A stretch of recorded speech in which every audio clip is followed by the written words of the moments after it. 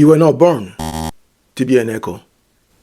This is how you architect yourself. The pressures to conform, to seek external validation, they are insidious.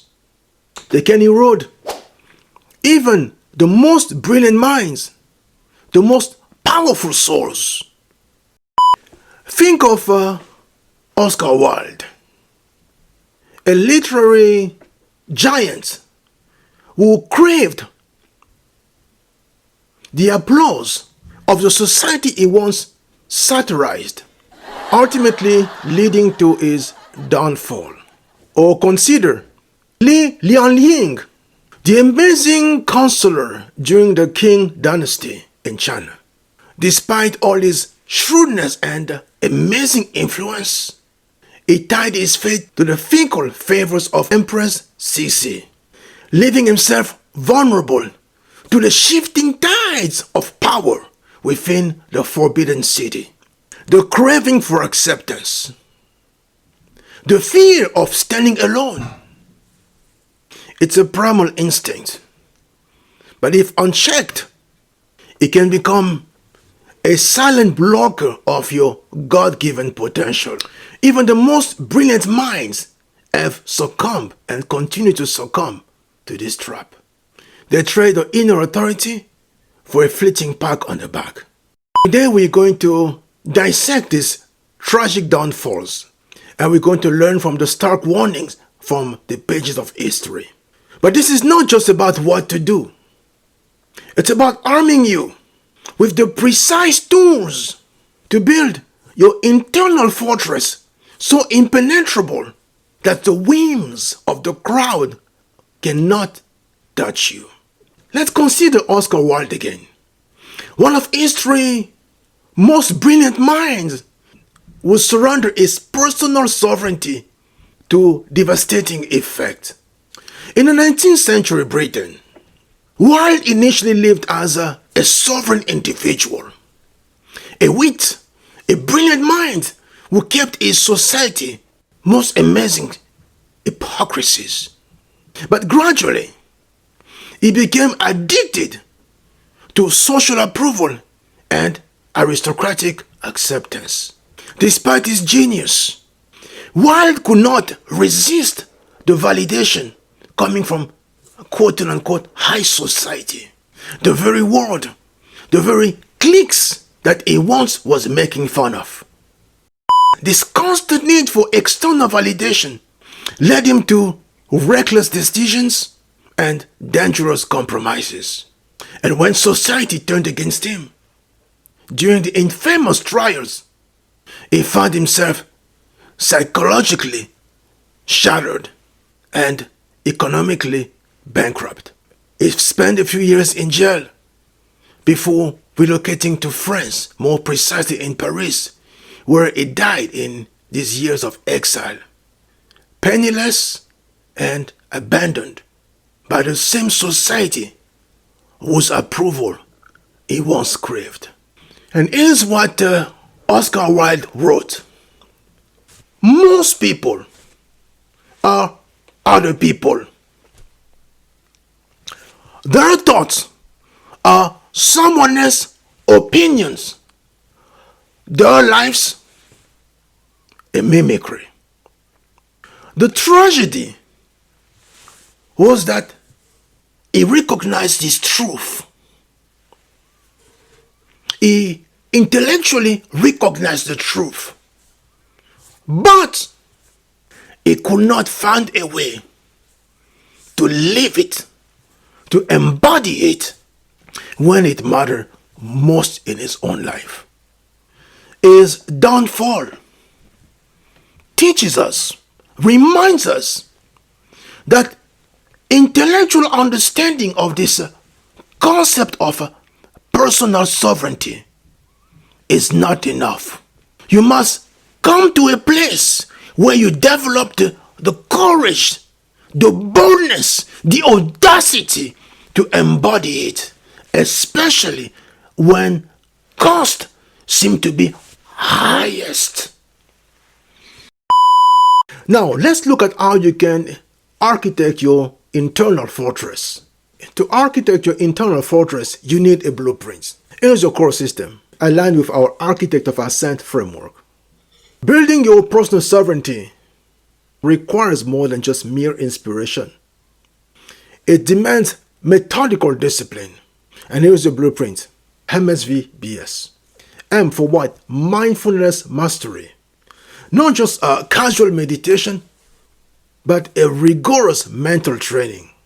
Spend 20 minutes on a daily basis observing your thoughts, observing your emotions without judgment, and gradually increase it to about 40 minutes. And the goal here is to simply notice without judgment whether your thoughts are truly yours or you are simply there regurgitating someone else's opinions. S for what? Systematic self-audit. On a daily basis, on a weekly basis, on a monthly basis, seek to ask yourself this key question. What decisions did I make today? Did I make this week? Did I make this month? Because they were truly aligned with my true values, or simply because I was craving someone else's acceptance. I was simply seeking external validation.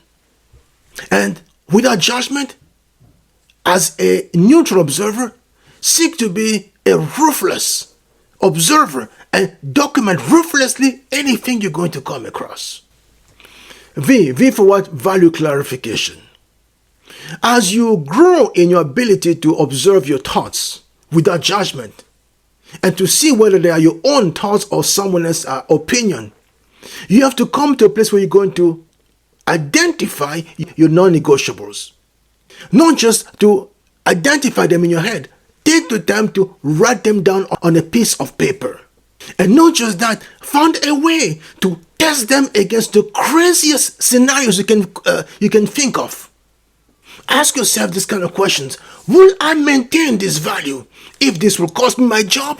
If this will cost me my business? It will cost me my relationship? Of this will cost me everything I hold dear as far as life is concerned? Will I still hold on to this particular set of values? That's the key question you have to ask yourself when it comes to your non-negotiables, which will then lead you to a specific step. B for boundary protocol. You have to also come to a place where you're going to create a three-tier system when it comes to all your values. You have to be firm, you have to be flexible, at the same time you have to be absolute. Here's the key thing. Your values will serve as borders. But as borders, people will always come to challenge them. And sometimes they will find a way to violate your boundaries. And the question you have to ask yourself is the following. What are you going to do when someone challenges your borders, challenges your values? And what are you going to do when these values are ultimately violated? As for what? Strategic discomfort. In all your settings, in all you're doing, here's what you're going to have to start doing moving forward. Intentionally, deliberately, find a way to place yourself in situations where you must stand alone. Find a way to disagree publicly with a popularly held opinion. Start small, of course. Go with something you can actually understand at your particular level, and then graduate to bigger risk and bigger settings. The key thing is to learn to stand alone when it comes to how you perceive whatever's happening and how you want to solve whatever needs to be solved as far as whatever you're dealing with is concerned. All these steps, my friend, they are not optional practices. They are the very foundation upon which you're going to build a life that is going to be truly yours. So you've seen the price of surrendering your personal sovereignty. You understand the foundational element required to build it back. But again, intellectual understanding is not enough. It's simply a starting point. The willpower comes in deliberate and consistent action you're going to be taking towards all these elements. This is not about passive consumption. you learn something and you're just going to put it somewhere on your desk. No, it's about active construction. The M.S.V.B.S is not just a bunch of blah, blah, blah, blah. No, my friend, it's something that you have to put into practice, and you have to be intentional and deliberate as far as the steps are concerned. This is a call to implement and integrate all these practices into the fabric of your daily life. Start small. Choose one element. Perhaps committing to the daily practices of mindfulness mastery, or initiating, for example, this week, a systematic self-audit to see exactly where you stand.